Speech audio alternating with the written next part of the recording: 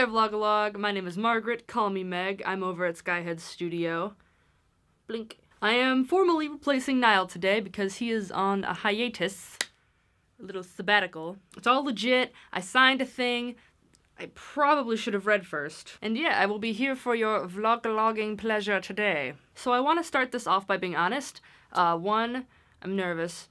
2, I am now realizing how poor I am at just one take. There's about to be so much editing, yo. 3, this hat is not to be cute. My hair is just not having it today. And I don't want to subject you all to that. Alright, taboos! Let's get started. I like the whole taboo and sex thing. Let's keep that going. So, sex. 2 people decide to take their bodies and do this. Trust me, I'm an expert. No.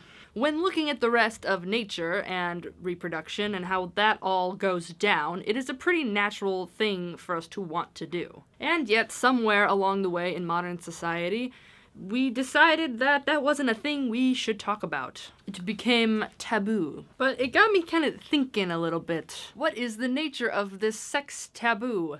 Because when you look back into recent history, you find a whole lot of people talking about sex. And a lot of the time, they're talking about how they're not supposed to be talking about it.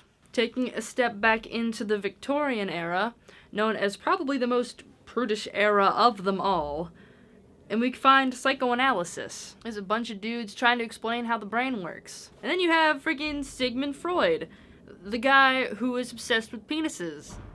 He did a lot more amazing things than that, but that appears to be what he's known for nowadays. His main thing was that our sex drive was what determined us as people. That was like the underlying thing to us. He did a lot of talking about sex. And a whole lot of people read his work.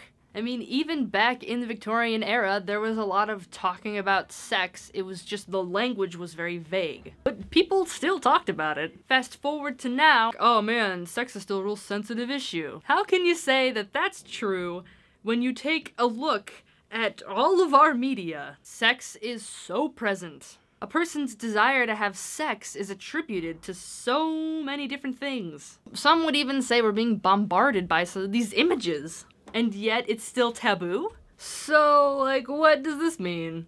Well, my boy, Monsieur Foucault, a French philosopher and cultural theorist and all-around good guy, he talks about sex not being a taboo, not being repressed. It's just we've chosen this particular way to kind of categorize it, to kind of analyze it. So what does all this mean? I don't know. For me personally, it all comes down to the power of social conditioning. If you're taught something when you're growing up, then it takes a lot to kind of unlearn that. So in the case of sex, if enough people are taught growing up that you're not allowed to talk about it, internalizing those norms, then you're gonna grow up and live in a world of media that is all about sex, and yet you're gonna feel like you're not allowed to talk about it to certain people. Even though, like, everybody knows. So I guess my opinion of it, when we really come down to it, is that we actually have a little more say than we think we do.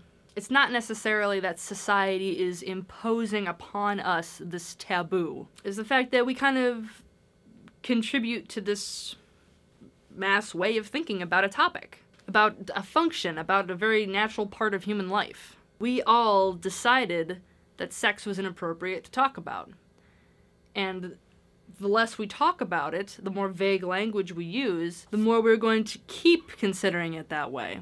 You're brought up to believe that your society is normal, that it is the natural way of doing things. In reality, that's not necessarily true. And this is a perfect time to wrap up because my light is almost entirely gone. So let me know what you got out of this video. I know that some of it was a little convoluted, but I just want to make you think. Perhaps another time, Vlogalogue. Perhaps until then. Have a good day, guys. Bye.